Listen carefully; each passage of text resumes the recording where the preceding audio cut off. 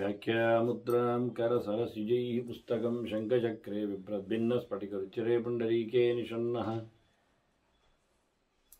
अम्लानश्रीरमृतविशदैरंशभिप्लावयन्मामाविर्भूयादनगमहिमा मानसे वागधीशः। नमस्ते प्राणेश प्रणतविभवायावनिमगा नमः स्वामिन् रामप्रियतमनमन् गुरुण नमस्तुभ्यं भीम प्रबलतम कृष्णेष्ट भगवन् नमः श्रीमन्मध्व प्रदिश सुदर्शन्नो जय जय श्री गुरुभ्यो नमः। नारायणं सुरगुरुं जगदेकनाथं भक्तप्रियं सकललोकनमस्कृतं च त्रैगुण्यवर्जितमजं विभुमाद्यमीशं वन्दे भवग्रम् अमरासुरसिद्धवन्द्यं नारायणं नमस्कृत्य नरं चैव नरोत्तमं देवीं सरस्वतीं व्यासं ततो जयमुदीरे। ವೇದವ್ಯಾಸರ ಮಹಾಭಾರತದ ಚಿಂತಕರಿಗೆ ವಂದನೆಗಳು. ಶಾಂತಿ ಪರ್ವದ 223ನೆಯ ಪ್ರವಚನ. ನೈಮಿಷಾರಣ್ಯದಲ್ಲಿ ನೆಲೆಗೊಂಡ ಶೌನಕರಿಗೆ ಅವರ ಶಿಷ್ಯರಿಗೆ ಉಗ್ರಶ್ರವಸ್ಸು ಸೂತ ಮಹಾಭಾರತವನ್ನು ಹೇಳ್ತಿದ್ದಾನೆ. ಉಗ್ರಶ್ರವಸೂತ ರೋಮಹರ್ಷಣನ ಮಗ, ವೇದವ್ಯಾಸರ ಮೊಮ್ಮಗ. ಆತ ತಿಳಿಸುವ ಮಹಾಭಾರತದ ಕತೆ ಹಸ್ತಿನಪುರದಲ್ಲಿ ಸರ್ಪಸತ್ರದಲ್ಲಿ ಜನಮೇಜಯ ಕೇಳುತ್ತಿದ್ದಾಗ ಹೇಳಿದ್ದು. ಅದೇ ವೇದವ್ಯಾಸರ ಶಿಷ್ಯರು ವೈಶಂಪಾಯನರು ಹೇಳಿದ್ದು. ಮುಖ್ಯವಾಗಿ ವೈಶಂಪಾಯನರಲ್ಲಿ ಬ್ರಹ್ಮದೇವರ ವಿಶೇಷ ಸನ್ನಿಧಾನ ಇದೆ. ಹಾಗಾಗಿ ವೈಶಂಪಾಯನರು ಕಥೆಯನ್ನು ಹೇಳುತ್ತಾರೆ ಎನ್ನುವುದನ್ನು ಅಲ್ಲಿ ತಿಳಿಸಿಕೊಡುತ್ತಾರೆ ಉಗ್ರಶ್ರವಸ್ಸು ಸೂತರು. ವೈಶಂಪಾಯನರು ಜನಮೇಜಯ ರಾಜನಿಗೆ ಪರೀಕ್ಷಿತನ ಮಗನಿಗೆ ಹೇಳುವಾಗ ಇತ್ತ ರಣಾಂಗಣದಲ್ಲಿ ಶರತಲ್ಪದಲ್ಲಿರುವ ಭೀಷ್ಮರು ಧರ್ಮರಾಜ ಕೇಳಿದ ಪ್ರಶ್ನೆಗೆ ಉತ್ತರ ಕೊಡ್ತಾ ಇದ್ರು ಅಂತ ತಿಳಿಸಿದ್ರು. ನಡುವೆ ಮಾತು ಒಂದೆಡೆಗೆ ನೆಲೆಗೊಂಡಾಗ ಆಪದ್ಧರ್ಮಗಳ ಬಗ್ಗೆ ಭೀಷ್ಮರು ಒಂದಿಷ್ಟು ಮಾತುಗಳನ್ನು ಹೇಳಿದಾಗ ನಕುಲ ಭೀಷ್ಮರನ್ನು ಪ್ರಶ್ನೆ ಮಾಡಿದ. ಅಂದರೆ ಶಾಂತಿ ಪರ್ವ ಪೂರ್ತಿ ಧರ್ಮರಾಜನ ಪ್ರಶ್ನೆಯಲ್ಲೇ ಮುಗಿದೋಗ್ಲಿಲ್ಲ. ಹಾಗಾಗಿ ನಮಗೆ ಗೊತ್ತಾಗುತ್ತೆ ಸಂವಾದ ಹೇಗಿರ್ತದೆ ಅಂತ. ನಕುಲನು ಕೇಳಿದ ಭೀಷ್ಮಾಚಾರ್ಯರಲ್ಲಿ. ನಡುವೆ ಮಾತಾಡ್ತಾನವನು, ಧನು ಪ್ರಹರಣಂ ಶ್ರೇಷ್ಠಮಿತಿ ವಾದ ಪಿತಾಮಹ. ದೊಡ್ಡ ಸಂಗತಿ ಅಂದರೆ ಧನುರ್ವೇದ ಅಂತ ಕರೀತಾರಲ್ಲ ಯುದ್ಧದಲ್ಲಿ, ಅದನ್ನ ಬಿಲ್ಲು ವಿದ್ಯೆ ಅಂತಲೇ ಹೇಳುವುದು. ಬಿಲ್ಲು ಭಾರಿ ಜೋರಿನ ಆಯುಧ ಅಂತ ಹೇಳಿ ಒಂದು ಲೋಕದಲ್ಲಿ ಪ್ರಸಿದ್ಧಿ ಉಂಟಲ್ವಾ ಅಜ್ಜ ಅಂತ ಹೇಳ್ತಾನೆ. ಆದರೆ ಮತಸ್ತು ಮಮ ಧರ್ಮಜ್ಞ ಖಡ್ಗಯೇವ ಸುಸಂಶಿತ. ಭಾರಿ ಹರಿತವಾದ ಕತ್ತಿಯೇ ಮುಖ್ಯವಾಗಿ ಯುದ್ಧದಲ್ಲಿ ಕೆಲಸ ಮಾಡುವುದು ಅಂತ ನನ್ನ ಅಭಿಪ್ರಾಯ ಅಂತ ಹೇಳ್ತಾನೆ ನಕುಲ. ನಕುಲ ಅವನು ಕತ್ತಿ ವರಸೆಯಲ್ಲಿ ಶ್ರೇಷ್ಠವನು, ಭಾರಿ ಎಕ್ಸ್ಪರ್ಟ್. ಹೇಗೆ ಅರ್ಜುನ ಬಿಲ್ವಿದ್ಯೆಯಲ್ಲಿ, ಭೀಮಸೇನ ಗದೆಯಲ್ಲಿ, ಧರ್ಮರಾಜ ತೋಮರದಲ್ಲಿ ಹೇಗೋ ಹಾಗೆ ಹಸಿ ಚರ್ಮಣಿ ನಿಷ್ಣಾತವು ಅಂತ ಇವರಿಬ್ಬರು ನಕುಲ ಸಹದೇವರು ಕತ್ತಿಯಲ್ಲಿ ಭಾರಿ ಜೋರು.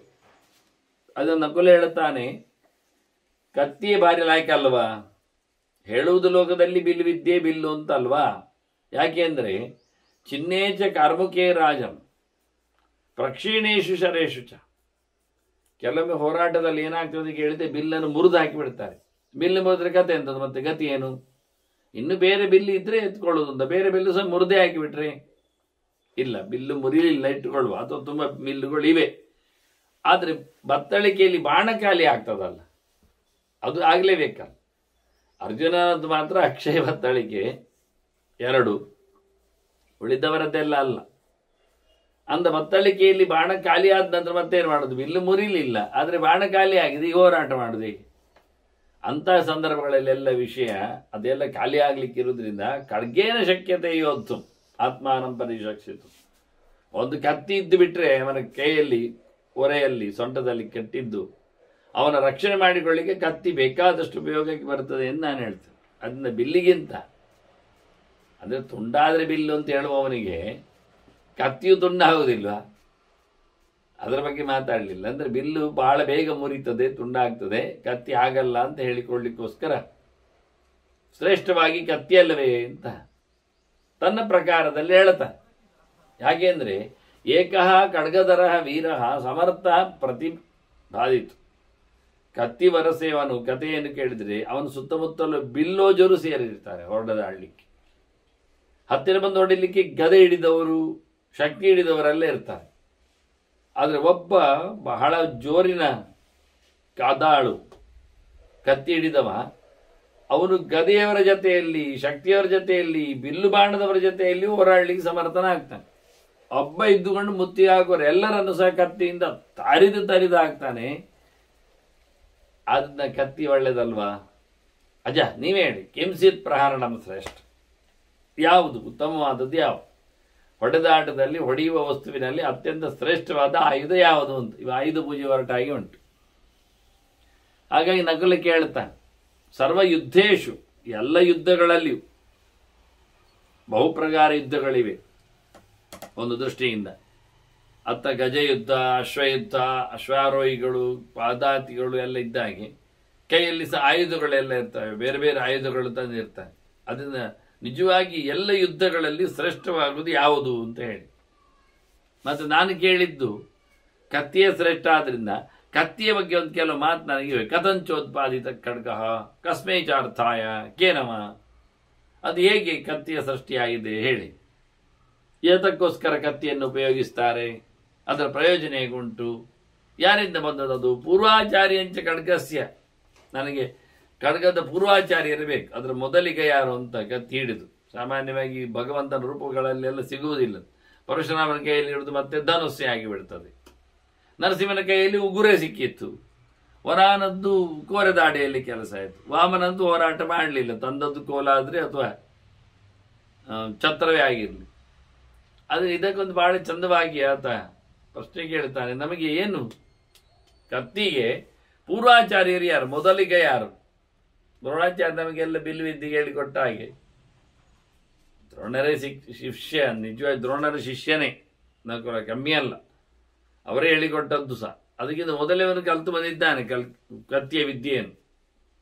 ಅದನ್ನ ಕೇಳ್ತಾನೆ, ನನಗೆ ಪೂರ್ವಾಚಾರ್ಯಂಚ ಖಡ್ಗಸ್ಯ ಪ್ರಬ್ರವೀಹಿ ಪಿತಾಮಹ, ನಮಗೆ ಹಿಂದಿನವರ ಅರಸರ ಕಥೆಯಲ್ಲಿ ಹೇಳಿಕೊಡುವ ಒಬ್ಬ ಗುರು ಜೋರು ಇರ್ತಾನಲ್ಲ, ಅದನ್ನ ಹಿಂದೆ ಹೇಳಿಕೊಟ್ಟವನು, ಕತ್ತಿ ವರಸೆಯನ್ನು ಹೇಳಿಕೊಟ್ಟವನು ಯಾರು, ಅದರ ಮೊದಲಿಗೆ ಯಾರು ಅನ್ನೋ ನೆಲೆಯಲ್ಲಿ ಅಜರ ಹತ್ರ, ಭೀಷ್ಮರ ಹತ್ರ ನಕುಲ ಕೇಳ್ತಾನೆ. ಇಷ್ಟು ಚಂದವಾಗಿ ಪ್ರಶ್ನೆ ಕೇಳಿದ್ದಕ್ಕೆ ಭೀಷ್ಮರು ಸಹ ಬಹಳ ಅದ್ದೂರಿಯಾದ ಉತ್ತರವನ್ನೇ ಕೊಡ್ತಾನೆ ಅಂತ ವೈಶಂಪಾಯನರು ಹೇಳ್ತಾ ಇದ್ದಾರೆ. ಬಹಳ ಯೋಚನೆಯ ವ್ಯಕ್ತಿ, ಬಹಳ ಚಂದವಾಗಿ ಹೇಳುವವರು ಭೀಷ್ಮರು, ಒಂಚೂರು ತಪ್ಪಿಲ್ಲದೆ ತಿಳಿಸಿಕೊಡ್ತಾ ಇದ್ದಾರೆ. ಹಾಗೆಲ್ಲ ಅವರ ಮಾತುಗಳ ಮೇಲೆ ಭರವಸೆಯನ್ನಿಟ್ಟುಕೊಂಡು ವೈಶಂಪಾಯನ ಹೇಳ್ತಾರೆ, ಭೀಷ್ಮ ಉತ್ತರ ಕೊಡ್ತಾ ಇದ್ದಾರೆ ನಕುಲನಿಗೆ ಅಂತ. ಏನು ಹೇಳಿದ್ದಾರೆ ಅವರು? ಬಹಳ ಹಿಂದಿನಿಂದ ಶುರು ಮಾಡ್ತಾರೆ. ಕತ್ತಿಯ ಉತ್ಪತ್ತಿಯ ಬಗ್ಗೆ ಹೇಳಬೇಕಲ್ಲ, ಎಲ್ಲಿಂದ ಬಂತು ಅಂತ, ಯಾಕೆ ಬಂತು ಏನು ಅಂತ, ಅದಕ್ಕೆ ಒಂದು ಸ್ಥೂಲವಾದ ವಿವರಣೆಯನ್ನು ಭೀಷ್ಮರು ಕೊಡ್ತಾರೆ. ಸೃಷ್ಟಿಯ ಆದಿಯಲ್ಲಿಂದ ಶುರು ಮಾಡುತ್ತೇನೆ ಕತೆ ಅಂತ ಹೇಳ್ತಾರೆ. ಆಗ ಹೌದು ಚತುರ್ಮುಖ ಇದ್ದವು ಸಲಿಲೈ ಕಾರಣವಂ ತಾತ ತತ್ರ ಜಜ್ಞೆ ಪಿತಾಮಹ, ಎಂತ ಇರಲಿಲ್ಲ, ಎಲ್ಲ ಕತ್ತಲು ಮೊತ್ತ ಎಲ್ಲ ಕಡೆ. ಆ ದೃಷ್ಟಿಯಿಂದ ಅಲ್ಲಿ ಏನೋ ಒಂದು ರೀತಿಯ ವೈಬ್ರೇಷನ್ ಸ್ಟಾರ್ಟ್ ಆಯಿತು, ಅಲ್ಲಿಂದ ಸೃಷ್ಟಿ ಆರಂಭ ಆಗಿದೆ ಅಂತ ಅರ್ಥ. ಯಾರಿಲ್ಲದಿದ್ದಾಗ, ಏನಿಲ್ಲದಿದ್ದಾಗ, ಅಂತಹ ಎಲ್ಲೆಡೆ ನೀರೇ ನೀರು, ಪ್ರಕೃತಿಯೇ ಪ್ರಕೃತಿ ಇರುವಾಗ ಚತುರ್ಮುಖ ಬಂದ, ಅವನ ಸೃಷ್ಟಿಯಾಯಿತು. ಮತ್ತೆ ಚತುರ್ಮುಖನಿಂದ ಸೃಷ್ಟಿಯಾದದ್ದನ್ನು ಹೇಳಬೇಕಾಗಿಲ್ಲ. ಚತುರ್ಮುಖನಿಂದಲೂ ಮತ್ತೆ ಸೃಷ್ಟಿಗಳಾಗಿದ್ದಾವೆ, ಪಂಚಭೂತಗಳು ಅಂದರೆ ಸ್ಥೂಲ ರೂಪಕ್ಕೆ ಬಂದಿದ್ದಾವೆ, ಅದರ ಸೃಷ್ಟಿಯನ್ನು ಉಲ್ಲೇಖ ಮಾಡ್ತಾರೆ. ಅದರಂತೆ ರುದ್ರದೇವ ಬಂದ ಚತುರ್ಮುಖನಿಂದ. ಮತ್ತೆ ಅವನು ಕಾಲವನ್ನು, ಕಾಲದ ಅವಯವಗಳನ್ನು ಎಲ್ಲ ಸೃಷ್ಟಿ ಮಾಡಿದ್ದಾನೆ. ಆ ಲೆಕ್ಕದಲ್ಲಿ ಚತುರ್ಮುಖ. ದೇಶಗಳ ಜೊತೆಯಲ್ಲಿ ನವಗ್ರಹಗಳು ಬೇರೆ ಬಂದಿದ್ದಾವೆ. ಹೀಗೆ ಗ್ರಹಗಳ, ತಾರೆಗಳ, ಚಂದ್ರ ನಕ್ಷತ್ರಗಳ ಪಾರಪತ್ಯದಲ್ಲಿ ಮತ್ತೆ ಪುನಃ ಸನಕಾದಿಗಳ ಸೃಷ್ಟಿಯಾಗಿದೆ ಚತುರ್ಮುಖನಿಂದ. ಅದರೊಟ್ಟಿಗೆ ಪ್ರಜಾಪತಿಗಳು ಮರೀಚಿ, ಅತ್ರಿ, ಅಂಗಿರಸ್ತು, ಪುಲಸ್ತ್ಯ, ಪುಲಹ, ಕ್ರತು, ದಕ್ಷ, ಭೃಗು ಇವರೆಲ್ಲ ಸೃಷ್ಟಿಯಾಗಿದ್ದಾರೆ. ಇವರನ್ನೆಲ್ಲ ತಂದಿದ್ದಾನ ಒಂದು ದೃಷ್ಟಿಯಿಂದ ಬಹಳ ಅದ್ದೂರಿಯಾಗಿರತಕ್ಕಂತಹ ಸೃಷ್ಟಿ. ದಕ್ಷನು ಬಂದಿದ್ದಾನೆ ಪ್ರಜಾಪತಿಯಾಗಿ ಚತುರ್ಮುಖನಿಂದ. ದಕ್ಷನಿಗೂ ಮತ್ತೆ ಮಗಳಂದಿರಾಗಿದ್ದಾರೆ. ಆ 60 ಮಗಳಿಂದಿರನ್ನು ಕಶ್ಯಪಾದಿಗಳು ಮದುವೆಯಾಗಿದ್ದಾರೆ. ಅಲ್ಲಿಂದ ಮತ್ತೆ ಪುನಃ ಸೃಷ್ಟಿ ಮುಂದುವರಿದಿದೆ. 4 ಪ್ರಕಾರದ ಸೃಷ್ಟಿಯನ್ನು ಉಲ್ಲೇಖ ಮಾಡಬಹುದಂತ. ಉದ್ವಿಜ್ಯ, ನೆಲ ಒಡೆದು ಬರುವವುಗಳು ಅಂದರೆ ಮರಮಟ್ಟುಗಳು, ಅದರಂತೆ ಉದ್ವಿಜ್ಯದ ಹಾಗೆ ಮತ್ತೆ ಅಂಡಜಗಳು, ಮೊಟ್ಟೆ ಒಡೆದು ಬರುವವುಗಳು, ಮತ್ತೆ ಸ್ವೇದಜ, ಬೆವರು, ಗಲೀಜು ಇತ್ಯಾದಿಗಳನ್ನು ಹುಟ್ಟಿರತಕ್ಕಂಥ ಕ್ರಿಮಿಕೀಟಗಳು, ಮತ್ತು ಜರಾಯುಜ, ಮನುಷ್ಯ ಸೇರಿ ಪ್ರಾಣಿ ಇಡುವಂತಹ ಮರಿ ಇಡತಕ್ಕಂಥ ಪ್ರಾಣಿಗಳ ಜೊತೆಯಲ್ಲಿ ಮೊಟ್ಟೆ ಅಲ್ಲದೆ ಈ ರೀತಿಯಾಗಿ 4 ಪ್ರಕಾರದ ಸೃಷ್ಟಿ ಬೇರೆ ಆಗಿದೆ.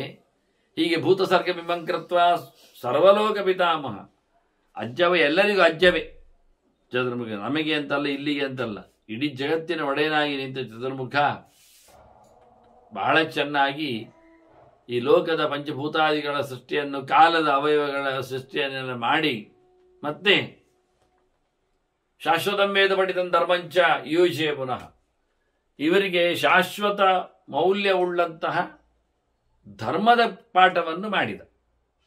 ವೇದ ಹೇಳಿದ ಚೌಕಟ್ಟುಗಳು, ಇದು ಧರ್ಮಶಾಸ್ತ್ರ ಅಂತ. ಹೇಗೆ ಇರಬೇಕು ಮನುಷ್ಯ ಅನ್ನೋದ್ರ ಬಗ್ಗೆ ಒಂದಿಷ್ಟು ಚಿಂತನೆಯನ್ನು ಆತ ಮಾಡಲಿಕ್ಕೆ ಕೂತಿದ್ದಾನೆ, ಮಾಡ್ತಾ ಇದ್ದಾನೆ, ಯೋಚನೆ ಮಾಡಿದ್ದಾನೆ. ಸೃಷ್ಟಿ ಆದ ನಂತರ ತಸ್ಮಿನ್ ಧರ್ಮೇ ಸ್ಥಿತ ದೇವಾಹ, ಚತುರ್ಮುಖ ಮಾಡಿದ ಏನೊಂದು ವಿಶೇಷವಾದಂತಹ ಸಂವಿಧಾನ ಇದೆ, ಕ್ರಮ ಇದೆ, ಧರ್ಮದ ಪದ್ಧತಿ ಇದೆ. ಅದನ್ನು ತಪ್ಪಿಸಿಕೊಳ್ಳದೆ ದೇವತೆಗಳೆಲ್ಲ ಅದರ ಅಡಿಯಾಳುಗಳಾಗಿ ಅದನ್ನು ನಂಬಿ ಮುಂದೆ ನಡೆದು. ದೇವತೆಗಳಲ್ಲಿ ಎಲ್ಲ ಪ್ರಭೇದಗಳುಂಟು ಆ ಲೆಕ್ಕದಲ್ಲಿ. ವಿಬುಧಾಹ, ಅಸುರಾಹ, ಗಂಧರ್ವ, ಸರಸಹ, ಸಿದ್ಧ ಅಂತ ಹೇಳಿದ ಹಾಗೆ ಮುಖ್ಯವಾಗಿ ಇಲ್ಲಿ 10 ಪ್ರಜಾಪತಿಗಳನ್ನು ತಂದಿದ್ದಲ್ಲ ವಿಶೇಷವಾಗಿ ಚತುರ್ಮುಖ. ಅವರಿಂದಲೂ ಸೃಷ್ಟಿ ಪ್ರಪಂಚ ಬೆಳೆದಿದೆ ದಕ್ಷನ ಮಗಳಂದಿರಲ್ಲಿ. ಹಾಗೆ ಅವರೆಲ್ಲ ಇಲ್ಲಿದ್ದಾರೆ. ಆದಿತ್ಯರು, ವಸುಗಳು, ರುದ್ರರು, ಆನಂತರ ಸಾಧ್ಯರು, ಮತ್ತೆ ಮರುತ್ತುಗಳು, ಅದರೊಟ್ಟಿಗೆ ಸಿದ್ಧರು, ಋಷಿಗಳು. ಋಷಿಗಳಲ್ಲಿ ಬಹಳಷ್ಟು ಪ್ರಭೇದಗಳು. ಪ್ರಭಾಸರು ಅಂತ, ಸಿಕ್ಕತರು ಅಂತ, ವಾಲಕಿಲ್ಯರು, ಮರೀಚಿಪಾರು. ಮರೀಚಿಪ ಅಂದರೆ ಗಾಳಿ, ಸೂರ್ಯನ ಕಿರಣವನ್ನೇ ಕುಡಿಯುವವರು ಅಂತ ಅರ್ಥ ಅವರು. ಅಕೃಷ್ಟಪಚ್ಯರು, ನೆಲ ಉಳ್ಳದೆ ಬೆಳೆದಂಥ ದವಸ ಧಾನ್ಯಗಳನ್ನು ತಿನ್ನುವವರು ಅಂತ ಅರ್ಥ ಅವರು. ಅದರೊಟ್ಟಿಗೆ ವಾನಪ್ರಸ್ಥರಿದ್ದಾರೆ, ಕಾಡಿನಲ್ಲೇ ಕಳೆದವರು ಒಂದು ದೃಷ್ಟಿಯಿಂದ. ವೃಷ್ಣಿಗಳಿದ್ದಾರೆ, ಹಂಸರಿದ್ದಾರೆ. ಹಂಸರು ಅಂದರೆ ಸನ್ಯಾಸಿಗಳು, ಪರಮಹಂಸರು, ಭಾರಿ ಸನ್ಯಾಸಿಗಳು, ಖಡಕ್ಕಾದ ಸನ್ಯಾಸಿಗಳು, ಬೇರೆಂದ ಊರಿಂದ ಊರಿಗೆ ತಿರುಗುವವರು, ಹಂಸ ಅಕ್ಕಿ ಅಂತ. ಇವರೆಲ್ಲ ವಿಶೇಷವಾಗಿ ಧರ್ಮ ಶಾಸನವನ್ನು ಚತುರ್ಮುಖ ಮಾಡಿದ. ಧಾರ್ಮಿಕ ಪದ್ಧತಿಯನ್ನು ನೆಲೆಗೊಂಡವರು, ನೆಲೆಸಿಕೊಂಡವರು, ಹಾಗೆ ಬಂದವರೆಲ್ಲ ದೇವತೆಗಳು, ಎಲ್ಲ ಪ್ರಕಾರಗಳು ಇಲ್ಲಿದ್ದಾರೆ. ಎಲ್ಲರೂ ಬಂದಿದ್ದಾರೆ ವಾಸ್ತವವಾಗಿ. ಅಶ್ವಿನಿಗಳು ಇದ್ದಾರೆ, ಸಿದ್ಧರು ಇದ್ದಾರೆ, ಋಭುಗಳಿದ್ದಾರೆ. ಇವರೆಲ್ಲ ಋಷಿಗಳಲ್ಲಿ ಅನೇಕ ಪ್ರಕಾರಗಳು ಇದ್ದಾರೆ. ಸಿಕತರು, ಪ್ರಭಾಸರು ಅಂತ ಇದ್ದಾರೆ, ವಾಲಕಿಲ್ಯರು ಇದ್ದಾರೆ. ಅದರಂತೆ ಪೇನಪರು ಬರ್ತಾರೆ. ಪೇನ ಅಂದರೆ ನೊರೆ, ಹಾಲಿನ ನೊರೆಯನ್ನು ಮಾತ್ರವೇ ಕುಡಿದು ಬದುಕುವವರು. ಅದು ಸಹ ಕೆಚ್ಚಲಿನ ಹತ್ತಿರದಲ್ಲಿ ಬಂದಾಗ.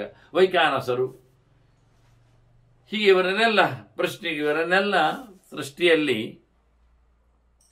ತಂದಿದ್ದಾನೆ. ತಂದು ಅವರೆಲ್ಲರ ಈ ಧರ್ಮ ಪದ್ಧತಿಯನ್ನು ಅಳವಡಿಸಿಕೊಂಡಿದ್ದಾರೆ. ಸ್ಥಿತ ಬ್ರಹ್ಮಾನುಶಾಸನ, ಚತುರ್ಮುಖ ಹೇಳಿದಂತೆ ಒಳ್ಳೆಯ ಸಂವಿಧಾನಬದ್ಧವಾದಂಥ ಚರ್ಯೆಯಲ್ಲಿ ನೆಲೆಗೊಂಡಿದ್ದಾರೆ ಅವರೆಲ್ಲ. ಆದರೆ ಏನು ಮಾಡುವ, ದಾನವೇಂದ್ರಾಸ್ತು ಅತಿಕ್ರಮ್ಯ ತತ್ಪಿತಾಮಹ ಶಾಸನಂ. ಚತುರ್ಮುಖನ ಈ ಒಂದು ಶಾಸನವನ್ನು, ಸಿದ್ಧಾಂತವನ್ನು ದಾಟಿಕೊಂಡ್ರು. ಕೇಳುವುದನ್ನು ಕಿವಿಗೊಳ್ಳಲಿಲ್ಲ. ಅವರೊಂದು ದೃಷ್ಟಿಯಿಂದ ದೈತ್ಯರು ವಿಶೇಷವಾದಂತಹ ಅಧರ್ಮವನ್ನು ಮಾಡಲಿಕ್ಕೆ ಶುರು ಮಾಡಿದ್ದಾರೆ. ತಪ್ಪು ಕಲ್ಪನೆಗಳನ್ನೇ ಹೆಚ್ಚು ಒತ್ತಿನಲ್ಲಿ ನಡೆಸಿಕೊಡ್ತಾ ಇದ್ದಾರೆ. ದಾನವೇಂದ್ರರು ಅಜ್ಜನ ಮಾತು ಕೇಳಲಿಲ್ಲ. ಮುಂದೆ ಬಂದಾಗ ಧರ್ಮಸ್ಯ ಅಪನಯಂ ಚಕ್ರುಹು, ಧರ್ಮಕ್ಕೆ ಮಸಿ ಬೆಳೆದ್ರು. ಕ್ರೋಧ ಲೋಭ ಸಮನ್ವಿತ, ಸಿಟ್ಟು, ಅದೇನು ಸಿಟ್ಟು ಅಂತ ಅವರ ಮಾತನ್ನು ನಾನು ನೋಡೋ ಮುಂದಕ್ಕೆ, ಯಾಕೆ ಅವರಿಗೆ ಅಂತ ಸಿಟ್ಟು ಬಂತು. ಮತ್ತೆ ಲೋಭಕ್ಕೆ ಕಾರಣ ಬೇಕಾಗಿಲ್ಲ, ಇನ್ನೊಬ್ಬರದ್ದು ಸ್ವತ್ತು ಬೇಕು ಕೇಳೋದ್ರಲ್ಲಿ ಕಾರಣ ಎಂತ ಉಂಟು. ಇದು ಲೋಭ ಅಂದ್ರೆ ಅಷ್ಟೇ, ಮತ್ತೆಂತ. ತನ್ನ ಪೌರುಷದಿಂದ ಸಂಪಾದನೆ ಇರುವುದಿಲ್ಲ, ಮಗದೊಬ್ಬರನ್ನು ಕಬಳಿಸುವ ರೀತಿ. ಹೀಗಾಗಿ ಅವರು ಬಹಳಷ್ಟು ವಿಚಿತ್ರವಾದಂತಹ ದುರ್ವರ್ತನೆಗಳಲ್ಲಿ ನೆಲೆಗೊಂಡರು. ಯಾರೆಲ್ಲ ಹೇಳುವಾಗ ಹೆಸರೆಲ್ಲ ಬಹಳಷ್ಟು ಹೇಳುತ್ತಾರೆ. ಭೀಷ್ಮರು ಹೇಳುವಾಗ ಅಲ್ಲಿ ತಪ್ಪು ಮಾಡಿಕೊಂಡವರು ಹಿರಣ್ಯಕಶಿಪುಶ್ಚೈವ ಹಿರಣ್ಯಾಕ್ಷ ವಿರೋಚನ ಶಂಬರ ವಿಪ್ರತಿಷ್ಠಿತ ಪ್ರಹ್ಲಾದ ನಮುಚಿ ಬಲಿಹಿ. ನೋಡಿ, ಅವನ ವಂಶದವರು ಪೂರಾ ಸೇರಿಕೊಂಡಿದ್ದಾರೆ. ಇವರೆಲ್ಲರೂ ಸಹ ಅಧರ್ಮವನ್ನು ನಡೆಸಿಕೊಳ್ತಾ ಬಂದಿದ್ದಾರೆ, ಅನ್ಯಾಯಕ್ಕೆ ನೆಲೆಗೊಂಡಿದ್ದಾರೆ ಅನ್ನೋದನ್ನು ಉಲ್ಲೇಖ ಮಾಡಿ ಸೃಷ್ಟಿಯ ಆರಂಭದ ಕಥೆ ಇದು. ಶಾಸನ ಬಂದಾಗ ಧರ್ಮಸ್ಯ ಅಪನಯಂ ಚಕ್ರುಹು, ಧರ್ಮಕ್ಕೆ ಅಪಚಾರ ಮಾಡಿದ್ದಾರೆ. ಮತ್ತು ಅವರು ಹೇಳುವ ರೀತಿ ಕೇಳಬೇಕು, ಬಹಳ ಚೆನ್ನಾಗಿದೆ. ಯಾಕೆ ಅಂತ ಅದಕ್ಕೆ ಗಲಾಟೆ ಮಾಡೋದು ಕೇಳಿದರೆ ಅವರು ಹೇಳಿದ್ರು, ಸರ್ವೇ ತುಲ್ಯಾಭಿಜಾತೀಯ ಯಥಾ ದೇವಾ ತಥಾ ವಯಂ. ನಾವೆಂತ ಕಮ್ಮಿಯ? ನಾವು ದೇವತೆಗಳಾಗಿ ಒಟ್ಟಿ ಬಂದವರಲ್ಲ ನಾವು, ನಮ್ದೆಲ್ಲ ಜಾತಿ ಒಂದೇ. ನೋಡಿ, ಶುರು ಮಾಡಿದ್ರು, ನಮ್ದೆಲ್ಲ ಒಂದೇ ಜಾತಿ, ದೇವಜಾತಿ ಅಂತಲೇ ನಾವೆಲ್ಲ ಹುಟ್ಟಿದ್ದು ಒಂದೇ ನಮನಿ. ಅದರಿಂದ ನಾವೇ ಶ್ರೇಷ್ಠರಿದ್ದೇವೆ ಅಂತ ಹೇಳಿಕೊಂಡು ಒಂದು ದೇವತೆಗಳ ಮೇಲೆ ಒಂದು ಸ್ಪರ್ಧೆಯಂತೆ ಬುಟಾಟಿಕೆಯನ್ನು ನಡೆಸಿಕೊಟ್ರು. ವಾಸ್ತವವಾಗಿ ಅವರ ಕಾರಣ ಇಷ್ಟೇ, ಇತ್ಯೇವಂ ಹೇತುಮಾಸ್ತಾಯ ಸ್ಪರ್ಧಮಾನ ಸುರರ್ಷಿಭಿ. ದೇವತೆಗಳ ಜೊತೆಯಲ್ಲಿ ಋಷಿಗಳ ಜೊತೆಯಲ್ಲಿ ಇವರದ್ದು ಪೈಪೋಟಿ ಜಿದ್ದು. ನಾವು ಸಹ ಒಟ್ಟಿಗೆ ಬಂದವರು, ಒಂದೇ ಅಪ್ಪಮ್ಮೆಂದರ ಮಕ್ಕಳಿದ್ದೇವೆ, ಅದರಿಂದ ಒಂದೇ ನಮ್ಮನ್ನು ನಾವಿದ್ದೇವೆ, ವ್ಯತ್ಯಾಸ ನಾವಿಲ್ಲ ಅಂತ ಹೇಳಿಕೊಂಡು ಸ್ವಭಾವವಾದದೆಡೆಗೆ ಹೋಗದೆ ಪ್ರಭಾವವನ್ನು ಹುಟ್ಟನ್ನು ಮಾತ್ರ ಇಟ್ಟುಕೊಂಡು ಬಹಳ ದೊಡ್ಡ ಮಟ್ಟಿನಲ್ಲಿ ವಾದವನ್ನೇ ಎಬ್ಬಿಸಿದ್ದಾರೆ, ಧರ್ಮವನ್ನು ವಿರುದ್ಧವಾಗಿಸಿದ್ದಾರೆ. ವಿಶೇಷವಾದಂತಹ ಕಾಳಜಿಯನ್ನು ಲೋಕದಲ್ಲಿ ನೋಡ್ತಾನೇ ಇಲ್ಲ. ಪ್ರಕ್ಷುಬ್ಧವಾದ ವಾತಾವರಣ ನಿರ್ಮಿಸಿಬಿಟ್ಟಿದ್ದಾರೆ ದೈತ್ಯರು ಒಂದು ದೃಷ್ಟಿಯಿಂದ. ಬಹಳಷ್ಟು ಜೋರಾಗಿರತಕ್ಕಂಥವರ ಕಾರಣಗಳು. ಮತ್ತೆ ಪ್ರಜೆಗಳನ್ನು ಹಿಂಸೆ ಮಾಡುವುದು, ತ್ರೀನುಪಾಯನ್ನ ಅತಿಕ್ರಮ್ಯ ದಂಡೇನರುವುದು ಪ್ರಜಾ. ಅವರು ಲೋಕದ ಜನರನ್ನು ಶಿಕ್ಷೆ ಕೊಟ್ಟುವ ಮೂಲಕ ಕೆಲಸ ಮಾಡಿಸಿಕೊಳ್ತಾ ಇದ್ರು. ಏನು ತಮ್ಮ ಕೆಲಸ ಆಗಬೇಕು ಅಂತ ಬಹಳ ಕಷ್ಟಪಟ್ಟು ಕಾಡಿನಿಂದ ಕೊಟ್ಟು ಅವರನ್ನು ಬದುಕಿಸುವ ನೆಲೆಯಲ್ಲಿ ಹೋಗಲಿಲ್ಲ. ಅದರ ಬದಲಿಗೆ ಅವರ ಮೇಲೆ ವಿರೋಧ, ಕಾರುಣ್ಯ ಇಲ್ಲ, ಏನಿಲ್ಲ. ತ್ರೀನುಪಾಯನ ಅತಿಕ್ರಮ್ಯ ಅಂತಾರೆ. ಸಾಮ ಇಲ್ಲ, ದಾನ ಇಲ್ಲ, ಭೇದ ಇಲ್ಲ, ದಂಡೇನ ರುರುದು ಪ್ರಜಾ. ಕೇವಲ ಅವರಿಗೆ ಶಿಕ್ಷೆಯನ್ನೇ ಕೊಡ್ತಾ ಇದ್ದಾರೆ. ನ ಪ್ರಿಯನ್ನಾಪ್ಯನುಕ್ರೋಶಂ ಚಕ್ರು ಭೂತೇಶು ಭಾರತ. ಇಡೀ ಪ್ರಪಂಚದಲ್ಲಿ, ಸೃಷ್ಟ ಪ್ರಪಂಚದಲ್ಲಿ ಜನಜಾತಿಗಳ ಮೇಲೆ, ಎಲ್ಲರ ಮೇಲೆ ಒಳ್ಳೆಯದು ಮಾಡಲಿಲ್ಲ. ಅಷ್ಟೇ ಅಲ್ಲ, ಒಳ್ಳೆಯ ರೀತಿಯಿಂದ ಅವರ ಮೇಲೆ ಕಾರುಣ್ಯ ತೋರಿಸಲಿಲ್ಲ. ಒಟ್ಟಾರೆ ದೌರ್ಜನ್ಯವನ್ನು ತೋರಿಸಿಬಿಟ್ರು. ಎಲ್ಲೆಡೆ ಅವರು ಮುತ್ತಿಗೆ ಹಾಕಿಕೊಂಡು ತಮಗೆ ತಿನ್ನಲಿಕ್ಕೆ, ಬಡಿಲಿಕ್ಕೆ, ಪಡಿಲಿಕ್ಕೆ ನೋಡ್ತಾ ಇದ್ದಾರೆ ಒಂದು ದೃಷ್ಟಿಯಿಂದ. ಈ ರೀತಿಯಾಗಿ ದೈತ್ಯರು ಬಹಳ ಜೋರಾಗಿ ದೇಶದಲ್ಲಿ ಉಪಟಳಗಳನ್ನು ಕೊಡ್ತಾ ಇದ್ದಾರೆ. ಅವರು ಸಾಮದಾನಗಳನ್ನು ಕೇಳುವುದಿಲ್ಲ, ಬಗ್ಗುವುದಿಲ್ಲ ಅನ್ನುವ ನೆಲೆಯಲ್ಲಿ ಉಲ್ಲೇಖ ಮಾಡಿದರು. ನಜಗ್ಮು ಸಂವಿಧಂಚೈವ ದರ್ಪಾತ್ಸ್. ಎಲ್ಲಿಯಾದ್ರೂ ಯಾರಾದ್ರೂ ಮಾತುಕತೆಗೆ ಬರ್ತೀನಿ, ನಾರದ ಹೆಚ್ಚಾಗಿ ಬರ್ತಾನಲ್ಲ, ಹಾಗೆ ಬರುವ ಅಂದರೆ ಅದು ಕೇಳೋದಿಲ್ಲ ಅಂತ. ಯಾಕೆಂದ್ರೆ ಸೊಕ್ಕು ಅವರಿಗೆ. ಎಂದಕ್ಕೆ ಕೇಳಬೇಕು? ಮತ್ತೆ ಕೇಳಿ ತಪ್ಪಾದರೆ ಕಮ್ಮಿಗೆ ಬಂದರೆ ಅವರು ತಮ್ಮ ಪೌರುಷ ಉಂಟಲ್ಲ ಹೇಳಿಕೊಂಡು ಒಂದು ದೃಷ್ಟಿಯಿಂದ ಬಹಳ ಜೋರಾಗಿ ಯಾರ ಮಾತು ಕೇಳದೆ ತಾವೇ ವಿಚಿತ್ರವಾಗಿರತಕ್ಕಂತಹ ನೆಲೆಗಟ್ಟನ್ನು ಸಂಪಾದನೆ ಮಾಡಿಕೊಂಡು ದೈತ್ಯ ಅಷ್ಟರ ಸತ್ತಮರವರು. ಆ ಹೊತ್ತಿನಲ್ಲಿ ಚತುರ್ಮುಖ ಸೃಷ್ಟಿ ಮಾಡಿ ಬಂದವ ಆಗಿಕೊಂಡಿತ್ತಲ್ಲ, ಅವನು ಒಂದು ಹಿಮಾಲಯದ ಪಾರ್ಶ್ವದಲ್ಲಿ ತಪ್ಪಲಿನಲ್ಲಿ ಅನುಷ್ಠಾನದಲ್ಲಿ ರತನಿದ್ದಾನೆ ಚತುರ್ಮುಖ. ಈ ಗಲಾಟೆ ಆಗುವ ಅಲ್ಲಿ ಸುಮ್ಮನೆ ಕೂತಿದ್ದಾನೆ. ಒಂದು ದೃಷ್ಟಿಯಿಂದ ಭಗವಂತನ ಚಿಂತನೆ ಮಾಡುವ ನೆಲೆ ಚತುರ್ಮುಖ ಹಿಮಾಲಯದಲ್ಲಿ. ತತ್ತೌಸ ವಿಭುಧ ಶ್ರೇಷ್ಠ ಬ್ರಹ್ಮ ಲೋಕಾರ್ಥ ಸಿದ್ಧೆ. ಜನರ ಪ್ರೀತಿಗೋಸ್ಕರ ಅವರನ್ನು ಉದ್ಧಾರ ಮಾಡುವ ನೆಲೆಯಲ್ಲಿ ಮತ್ತು ಇಡೀ ಲೋಕ ಅದರಿಂದ ಬೆಳಗಬೇಕು. ಶಾಶ್ವತವಾಗಿ ಸೃಷ್ಟಿ ಮಾಡಿದ್ದು ಗಳಿಗೆವರೆಗೆ ಅದು ಇರಬೇಕು. ಅದರಿಂದ ಮತ್ತೆ ಲೋಕದ ಜನರ ಪ್ರೀತಿಗೋಸ್ಕರ ವಿಶೇಷವಾಗಿರತಕ್ಕ ಕಾಳಜಿಯಿಂದ ತಪಸ್ಸು ಇತ್ಯಾದಿಗಳಿಗೋಸ್ಕರ ಚತುರ್ಮುಖ ಅಲ್ಲಿ ಹಿಮಾಲಯದ ತಪ್ಪಲಿನಲ್ಲಿ ತಾನು ನೆಲೆಗೊಂಡ. ತಸ್ಥೌ ಸ ವಿಬುಧ ಶ್ರೇಷ್ಠ ಲೋಕಾರ್ಥ ಸಿದ್ಧೆ. ಸುಮಾರು ವರ್ಷಗಳಾಯಿತು. ಸುಮ್ಮನೆ ಇರುವುದಿಲ್ಲ, ದೇವರ ಎಚ್ಚರ ಇರ್ತದೆ, ದೇವರ ಚಿಂತನೆ ಮಾಡ್ತಾನೆ, ತಪಸ್ಸು ಮಾಡ್ತಾ ಇದ್ದೀನಿ ಇಟ್ಟುಕೊಳ್ಳುವ. ವಾಸ್ತವವಾಗಿ ಅದಿಲ್ಲಿ ಹೇಳೋದಿಲ್ಲ, ಅಂಡರ್ಸ್ಟುಡ್. ಅದು ನಿಂತರು ಅಂದರೆ ದೇವರಿಗೆ ಎದುರಾಗಿ ನಿಂತರು, ಚಿಂತನೆ ಮಾಡಲಿಕ್ಕೆ ನಿಂತರು. ಅವರು ಪ್ರಪಂಚಕ್ಕೆ ಎದುರಾಗಿ ಬರುವುದಿಲ್ಲ, ಬಂದದ್ದಲ್ಲ, ಪ್ರಪಂಚ ವಿರುದ್ಧವಾಗಿದ್ದ ಭಗವಂತ ನಡೆಗೆ ಕಾಣುವಂತೆ ತಪಸ್ಸು ಮಾಡ್ತಾ ಎಷ್ಟು 1000 ವರ್ಷಗಳ ತತ್ವ, ವರ್ಷ ಸಹಸ್ರಾಂತೆ, 1000 ವರ್ಷ ಕಳೆದಾಗ ಎಂಥದ್ದು ಅವರ ವಿಚಿತ್ರವಾಗಿರತಕ್ಕಂಥ ಯಜ್ಞ. ವಿತಾನ ಮಕರೋತ್ಕೃತಂ, ವಿಸ್ತಾರವಾದ ಬಹಳಷ್ಟು ಎಲ್ಲ ವಿಷಯಗಳು ಇರುವ, ಒಂದು ಬಿಡದೆ ಅದು ಪೂರ್ಣ ತಿಳಿದವರನ್ನೇ ಸೇರಿಸಿಕೊಂಡು ಮಾಡುವ ಯಜ್ಞ ಮಾಡಿದ್ದಾರೆ. ಬಹಳ ದೊಡ್ಡ ಮಟ್ಟಿನ ಯಜ್ಞ ಮಾಡಿದ್ದಾರೆ. ಅದು ಕಲ್ಪದೃಷ್ಟೇನ ವಿಧಿನ, ಹಳೆಯ ವೇದಕ್ಕೆ ಸಂಬಂಧಪಟ್ಟಂತೆ ಯಾವ ರೀತಿಯಲ್ಲಿ ವೇದವಂತರನ್ನು ಉಪಯೋಗಿಸಬೇಕು, ಅದರ ಅಳತೆಗಳೇನಿರ್ತದೆ, ಅದಕ್ಕೆ ಯಾವ ರೀತಿಯಾದ ವ್ಯವಸ್ಥೆ ಆಗ್ತದೆ, ಇದನ್ನೆಲ್ಲ ನಾವು ರಾಜಸೂಯ ಪ್ರಕರಣದಲ್ಲಿ ಸ್ವಲ್ಪ ನೋಡಿದ್ದೆ. ಹಾಗಿಲ್ಲಿ ಚತುರ್ಮುಖನೇ ಬಹಳ ದೊಡ್ಡ ಮಟ್ಟಿನ ಯಜ್ಞವನ್ನು ವಿದ್ಯುಕ್ತವಾಗಿ ಕಲ್ಪೋಕ್ತವಾಗಿ ಮಾಡಿಸ್ತಾ ಇದ್ದಾನೆ. ಋಷಿಗಳು ಸೇರಿದ್ದಾರೆ, ಬ್ರಹ್ಮರ್ಷಿಗಳಿದ್ದಾರೆ, ಅರಿತವರಿದ್ದಾರೆ, ನುರಿತವರಿದ್ದಾರೆ, ತಿಳಿದವರಿದ್ದಾರೆ, ತಿಳಿಸಿಕೊಡುವರಿದ್ದಾರೆ, ಕಲಿತವರಿದ್ದಾರೆ, ಬೇಕಾದಷ್ಟು ರೀತಿಯ ದೇವತೆಗಳು, ಋಷಿಗಳು ಎಲ್ಲ ಸೇರಿದ್ದಾರೆ, ಅರಿತವರು. ಅವರ ಜೊತೆಯಲ್ಲಿ ಚತುರ್ಮುಖನೂ ಸಹ ಅವರನ್ನೆಲ್ಲ ಇಟ್ಟುಕೊಂಡು ಕಲ್ಪೋಕ್ತವಾಗಿ ಕಲ್ಪದೃಷ್ಟೇನ ಅಂತ ವಿಶೇಷವಾದಂತಹ ಸಮಾರಾಧನೆಯನ್ನು ನಡೆಸಿಕೊಡ್ತಾರೆ. ಅದು ಬ್ರಹ್ಮದೇವ ಯಜ್ಞದ ಮಾಧ್ಯಮದಲ್ಲಿ ಎಲ್ಲರೂ ಅಸಿಸ್ಟೆಂಟ್ಗಳು, ಋಷಿಗಳು ಎಲ್ಲರೂ ಸೇರಿದ್ದಾರೆ. ವಿಶೇಷವಾದಂತಹ ಯಜ್ಞ. ಆ ಯಜ್ಞದಲ್ಲಿ ಅದರಲ್ಲಿ ವೇದಕ್ಕೆ ಸಂಬಂಧಪಟ್ಟ ಕಲ್ಪಗಳು, ಅಂದರೆ ಕಲ್ಪ ಅಂದರೆ ಹೀಗೆ ಮಾಡಬೇಕು ಅಂತ ಪೂಜೆ ಪುನಸ್ಕಾರಗಳು, ಅದರಂತೆ ಯಥೋಕ್ತೇನ ಉಪವಾದಿತಂ, ಹೇಳಿದಾಗೆ ತಪ್ಪಿಲ್ಲದೆ ಹೇಳಿದವರಲ್ಲಿ ಸೇರಿಸಿಕೊಂಡು ಎಲ್ಲ ಕಲಿತವರ ಜೊತೆಯಲ್ಲಿ ಯಜ್ಞಯಾಗವನ್ನು ನಡೆಸಿಕೊಟ್ಟಿದ್ದಾರೆ ಬ್ರಹ್ಮದೇವರು. ಆ ಹೊತ್ತಿನಲ್ಲಿ ವಿದಾರ್ಯಾಗ್ನಿಂ ತಥಾ ಭೂತಮುತ್ತಿತಂ ಶ್ರೀಯತೆ ತದಾ. ಭೀಷ್ಮರು ಹೇಳ್ತಾರೆ, ನಾವು ಕೇಳಿಕೊಂಡೆವು ಕತೆ ಅಂತ. ನೋಡಿ, ಅವರು ನೋಡಿದ್ದಲ್ಲ ಇದು. ಹಾಗಾಗಿ ಭೀಷ್ಮರು ಹೇಳ್ತಾರೆ, ನನಗೆ ಕತೆ ಗೊತ್ತಾಯಿತು, ನನಗೆ ಹೇಳಿದ್ದಾರೆ, ನಾನು ಕೇಳಿದ್ದೇನೆ. ಅವರು ಹೇಳ್ತಾರೆ, ಆಗೇನಾಯಿತು ಅಂದರೆ ಒಂದು ದೊಡ್ಡ ವಿಚಿತ್ರವಾದ ಭೂತ ಮೇಲೆ ಬಂತಂತೆ.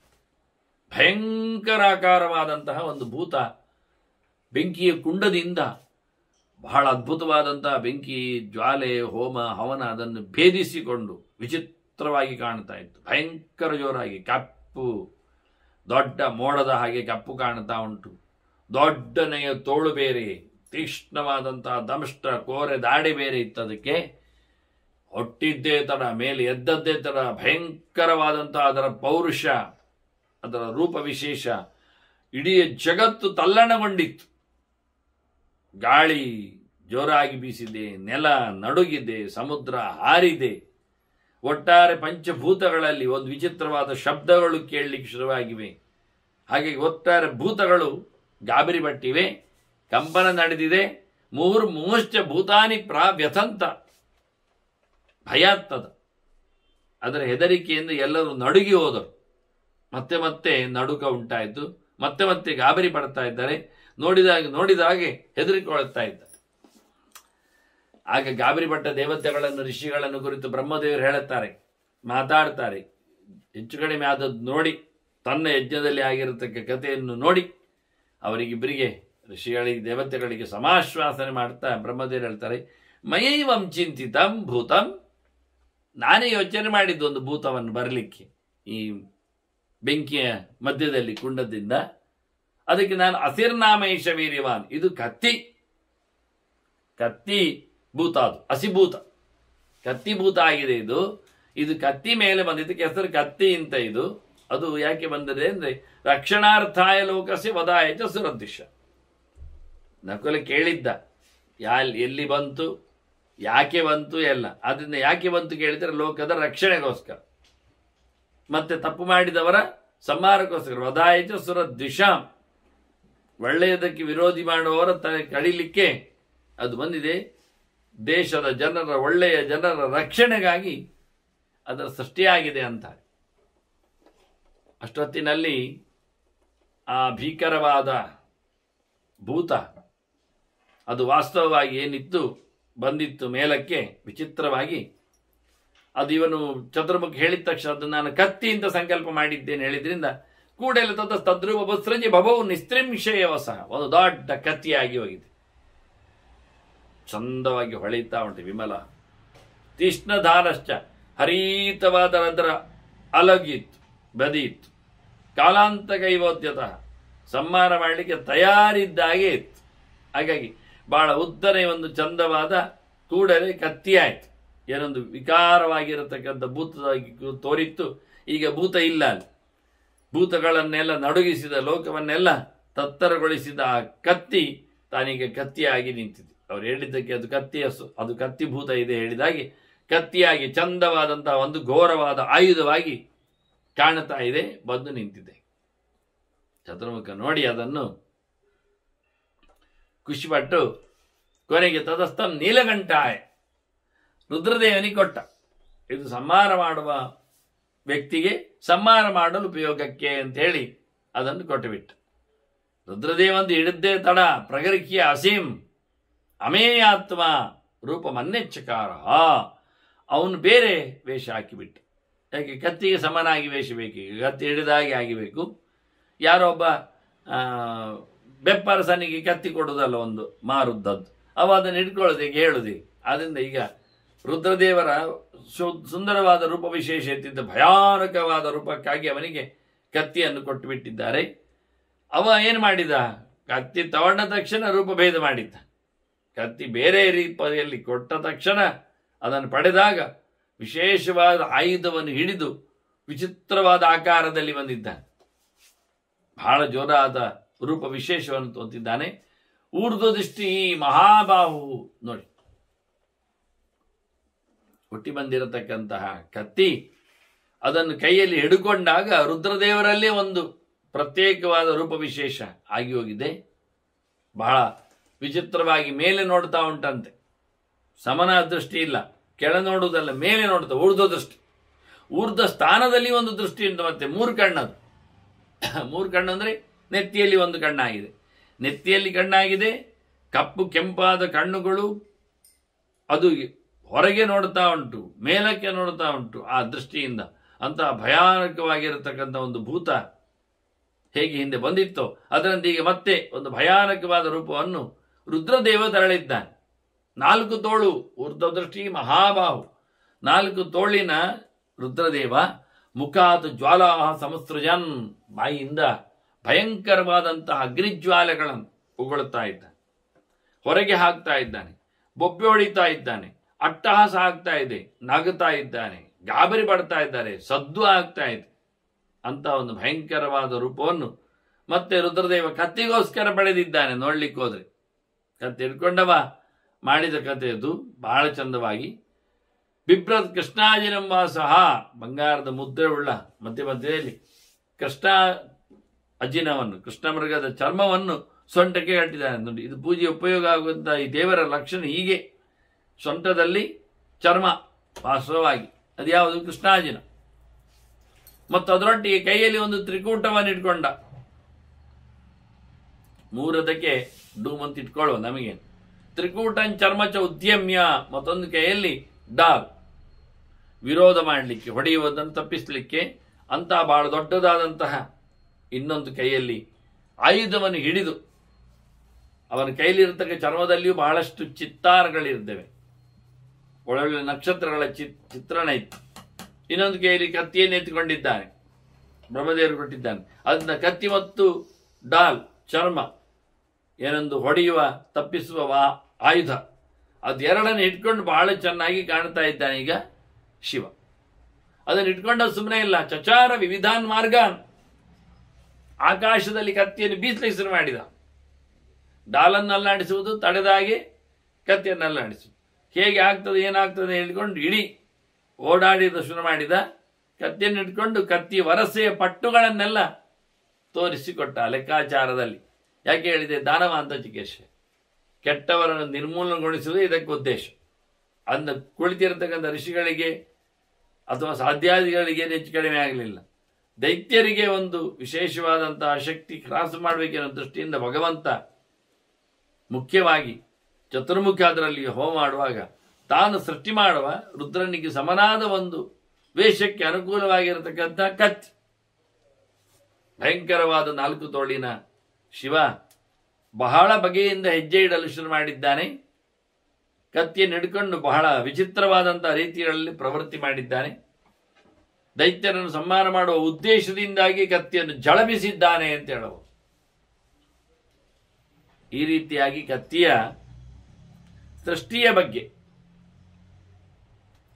ಇನ್ನು ಮುಂದೆ ಆತ ಅದನ್ನು ಇಟ್ಟುಕೊಂಡು ಕುಣಿದಾಗ ಏನಾಯ್ತು ಎನ್ನುವುದನ್ನು ಮತ್ತೆ ಅಸುರರ ಪಾಳೆಯದಲ್ಲಿ ನಡೆದ ಚಮತ್ಕಾರಗಳನ್ನು ಭೀಷ್ಮರು ಹೇಳುವುದನ್ನು ಮತ್ತೆ ಹೇಳುತ್ತೆ. ಈಗ ಕತ್ತಿಯ ಸೃಷ್ಟಿಯಾದದ್ದನ್ನು ನಾನು ಸಂಧ್ಯಾ ಸಮೀಕ್ಷೆಯಲ್ಲಿ ಕೊಟ್ಟಿದ್ದೇನೆ ಹಿಂದೆ. ಯಾಕೆಂದ್ರೆ ಪಂಚಮುದ್ರೆಗಳ ಧಾರಣೆಯಲ್ಲಿ ಪಂಚ ಆಯುಧಗಳ ಧಾರಣೆ ಅಂತ ಆಗಬೇಕದು. ಪಂಚಾಯುಧ ಸಹ ಅಂತ ಶ್ರುತಿ. ವಾಸ್ತವವಾಗಿ ಪಂಚ ಆಯುಧ ಧಾರಣೆ ಅಂದಾಗ ಆಯುಧದಲ್ಲಿ ಪದ್ಮ ಸೇರುವುದಿಲ್ಲ. ಶಂಖ, ಚಕ್ರ, ಗದೆ. ಶಂಖ ಊದುವ ಮೂಲಕ ಯುದ್ಧದಲ್ಲಿ ಸನ್ನಾಹ ಮಾತ್ರ ಅಲ್ಲ, ಗರ್ಭಾದೇವಾರಿ ನಾರಿಣ ಮಿದೀರಿ ಅಂತ ಹೇಳಿದ ಹಾಗೆ ಕೆಟ್ಟವರ ನಾಶ ಆಗಲಿಕ್ಕೆ ಅದು ಕಾರಣ ಆಗ್ತದೆ. ಶಂಖ ಊದಿದ್ರೆ ಸಾಕಾಗ್ತದೆ. ಹಾಗೆ ಚಕ್ರ ಅದು ಎಸಿಬೇಕಿರುವ, ಅದರೊಟ್ಟಿಗೆ ಗದೆ ಅದರಲ್ಲಿ ಬಡಿತಾನವ ಹತ್ತಿರದಲ್ಲಿದ್ದವರಿಗೆ. ಹಾಗೆ ಇನ್ನೊಂದವರ ಆಯುಧ ಕತ್ತಿ. ನಿಜವಾಗಿ ಕತ್ತಿ ಮತ್ತೆ ಬಿಲ್ಲು ಬಾಣ ಉಂಟು ಪಂಚ ಆಯುಧಗಳಲ್ಲಿ. ಶಂಖ, ನಂದಕಿ, ಚಕ್ರಿ, ಶಾರ್ಗಧನ್ವ, ಗದಾಧರ ಅಂತ ಪಂಚಾಯುಧಗಳನ್ನು ಉಲ್ಲೇಖ ಮಾಡ್ತಾರೆ. ಅದನ್ನ ಪಂಚಾಯುಧಗಳಲ್ಲಿ ಕತ್ತಿ ಪ್ರಧಾನವಾಗಿದೆ. ಅದನ್ನು ಇಟ್ಕೊಳ್ಬೇಕು ಒಂದು ದೃಷ್ಟಿಯಿಂದ. ಆ ನೆಲೆಯಲ್ಲಿ ನಾನು ಪಂಚಾಯುಧದ ಬಗ್ಗೆ ಆಯುಧ ಪ್ರತಿನಿತ್ಯ ಮುದ್ರಾ ಹಾಕೊಳ್ಳುವ ವಿಷಯ ಬಂದಾಗ ಸಂಧ್ಯಾ ಸಮೀಕ್ಷೆಯಲ್ಲಿ ಅದನ್ನು ಕೊಟ್ಟಿದ್ದೇನೆ. ಅದನ್ನು ನೋಡಿಕೊಳ್ಳಲಿಕ್ಕೆ ಬರ್ತದೆ. ಈ ವಿಷಯಗಳನ್ನು ಇಲ್ಲಿನ ಮಹಾಭಾರತದ ಈ ಕಥೆಯಲ್ಲಿ ಪ್ರಸ್ತಾವ ಮಾಡಿದ್ದೇನೆ ಸ್ವಲ್ಪ. ಅಷ್ಟೇ ಅಲ್ಲದೆ ಈ ಕತ್ತಿಯ ಹುಟ್ಟನ್ನು ಕೇಳಿದ್ದೀಗ ನಕುಲ. ಕತ್ತಿ ಹುಟ್ಟಿ ಬಂದದ್ದನ್ನು ಹೇಳಿದ್ರು. ಬ್ರಹ್ಮದೇವರ ಯಜ್ಞದಲ್ಲಿ ಬಂದದ್ದು ಅದು ರುದ್ರದೇವರ ಕೈಯಲ್ಲಿ ಸಂಹಾರಕಕ್ಕಾಗಿ ನಿಂತಿದೆ ಅಂತ. ಅಸುರರ ಸಂಹಾರಕ್ಕೋಸ್ಕರ ಬ್ರಹ್ಮದೇವ ಸಂಕಲ್ಪ ಮಾಡಿ ಬಂದ ಕತ್ತಿ ವಾಸ್ತವವಾಗಿ ನೋಡ್ಲಿಕ್ಕೆ ಹೋದ್ರೆ. ಆದ್ರಿಂದ ನಾನು ಅದನ್ನು ಪರ್ವ ಸಮೀಕ್ಷೆಯಲ್ಲೂ ಕೊಟ್ಟಿದ್ದೇನೆ. ಪರ್ವ ಸಮೀಕ್ಷೆ ಅಂದ್ರೆ ಹಬ್ಬಗಳ ಬಗ್ಗೆ. ಹಬ್ಬದಲ್ಲಿ ಆಯುಧ ಪೂಜೆ ಅಂತ ಒಂದು ದಿನ ಬರ್ತದೆ. ಆಗ ಯಾವ್ಯಾವುದು ಆಯುಧಗಳನ್ನೆಲ್ಲ ಹಿಡಿದು ಹುಡುಕಿ ಹಾಕುವುದಕ್ಕಿಂತ ಮನೆಯಲ್ಲಿ ಕತ್ತಿಯೊಂದಿರ್ತದೆ.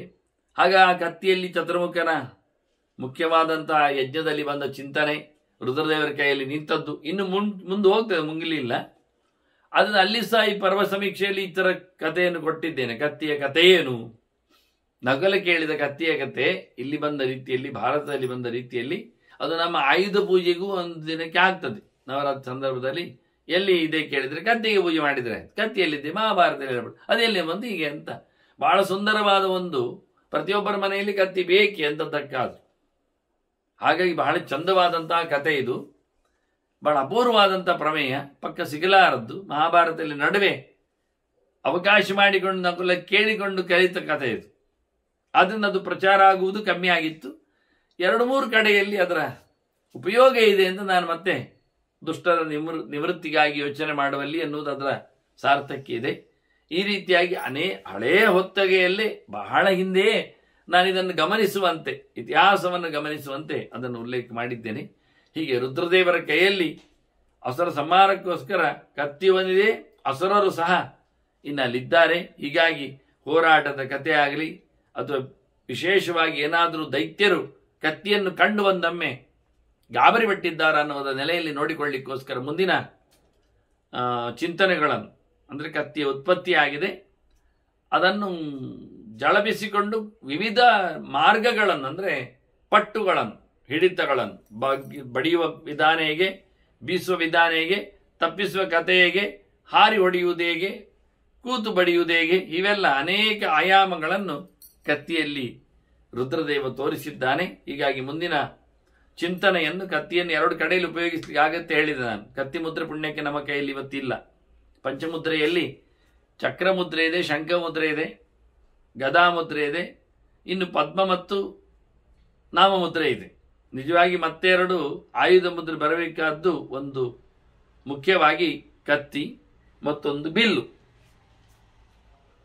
ಈ ಪಂಚಾಯುಧದ ಮುದ್ರೆಯನ್ನು ದೇಹದಲ್ಲಿ ಪ್ರತಿನಿತ್ಯ ಧರಿಸಿಕೊಳ್ಳಿಕೊಂಡು ಗೋಪಿಯಿಂದ ಅದ್ದಿಕೊಂಡು, ಮತ್ತೆ ತಪ್ತಮುದ್ರಾರಣೆಯಲ್ಲಿ 5 ಮುದ್ರೆಗಳನ್ನು ಹಾಕುವುದಿಲ್ಲ, ಚಕ್ರಶಂಖ ಮಾತ್ರ ಹಾಕ್ತಾರೆ. ಚಕ್ರಶಂಖಗಳನ್ನು ಬಲ ಎಡ ತೋಳುಗಳೆಲ್ಲ ಹಾಕೊಳ್ಳಿಕ್ಕೆ, ಮತ್ತೆ ಹೃದಯೇ ನಂದಗಂಚೈವ ಅಂತ ಹೃದಯದಲ್ಲಿ ಕತ್ತಿ ಮುದ್ರೆನ ಹಾಕೊಳ್ಳಿಕ್ಕೆ ಹೃದಯದ ಸ್ಥಾನ. ಮೂರ್ತಿ ಶಾರ್ಂಗ ಶರೋತತ ಅಂತ ಬಿಲ್ಲು ಬಾಣಗಳನ್ನು ಒಂದೇ ಮುದ್ರೆ ಅದು ಒಟ್ಟಾಕಿಕೊಂಡು ನೆತ್ತಿಯ ಮೇಲೆ ತಲೆ ಮೇಲೆ ಹಾಕೊಳ್ಳಿಕ್ಕೆ. ಲಲಾಟೇತು ಗದಾಧಾರ್ಯ ಅಂತ ಹಣೆಗೆ ಗದೆಯನ್ನು ಹಾಕೊಳ್ಳಿಕ್ಕೆ. ಈ ಪಂಚ ಆಯುಧಗಳನ್ನು 5 ಕಡೆಗಳಲ್ಲಿ ಉಲ್ಲೇಖ ಮಾಡಿದ್ದಾರೆ. 2 ತೋಳು, 1 ಹಣೆ, ಆನಂತರ 1 ಕೆಳಗೆ ಮತ್ತೊಂದು ಮೇಲೆ ಅಂತ ಹೇಳಿ 2 ದೃಷ್ಟಿಗಳನ್ನು ಉಲ್ಲೇಖ ಮಾಡ್ತಾರೆ. ಹೃದಯ ಮತ್ತು ಮೂರ್ಧ ತಲೆ, ಇದು 2 ಇದೆ. ಆನಂತರ ಲಲಾಟ ಸೇರಿ ಕೈಗಳೆರಡು ಸೇರಿ ಒಟ್ಟಿಗೆ ಪಂಚಮುದ್ರೆಗಳ ಧಾರಣೆ. ಈ ಪ್ರಮಾಣಗಳನ್ನು ಹಾಕಿದ್ದೇನೆ ವಿಷಯವಾಗಿ. ಜೊತೆಯಲ್ಲಿ ಅದರ ಉತ್ಪತ್ತಿಯ ಬಗ್ಗೆಯೂ ಚಿಂತನೆಯನ್ನು ಕೊಟ್ಟಿದ್ದೇನೆ ಸಂಧ್ಯಾ ಸಮೀಕ್ಷೆಯಲ್ಲಿ. ಹಾಗೆ ಪ್ರತಿನಿತ್ಯ ಹಾಕಿಕೊಳ್ಳುವಂತೆ ಹಬ್ಬದ ಹೊತ್ತಗೆಯಲ್ಲಿ ಪರ್ವ ಸಮೀಕ್ಷೆಯಲ್ಲಿ ಸಹ ಅದನ್ನು ಎಂದು ಸಹ ಉಪಯೋಗಿಸಲಿಕ್ಕೆ ಬರುತ್ತೆ. ಹೀಗೆ ವಿಶೇಷವಾದಂತಹ ಕತ್ತಿಯ ಸೃಷ್ಟಿ, ಅದರ ಬಗ್ಗೆ ಇನ್ನು ಮುಂದಿನ ವಿಶೇಷ ಚಿಂತನೆಗಳನ್ನು ನಕುಲ ಕೇಳಿದ್ದಾಗೆ. ಇನ್ನು ಎಲ್ಲಿ ಬಂತು ಅಂತ ಕೇಳಿದ, ಯಾರ ಕೈಗೆ ಹೋಗ್ತದೆ, ಏನು ಕಾರಣ ಅಂತ ಅರ್ಥ ಆಯಿತು. ಇನ್ನು ಅದರ ಕೊನೆ ಎಲ್ಲಿ ಆಗ್ತದೆ, ಎಲ್ಲಿ ನಿಲ್ತದೆ ಎನ್ನುವುದನ್ನು ನಾವು ಮತ್ತೆ ಮುಂದಿನ ಚಿಂತನೆಯಲ್ಲಿ ಕೇಳುವ. ವಂದನೆಗಳೊಂದಿಗೆ ಶ್ರೀಕೃಷ್ಣ ಅರ್ಪಣಮಸ್ತು. ನಾರಾಯಣ ನಾರಾಯಣ ನಾರಾಯಣ.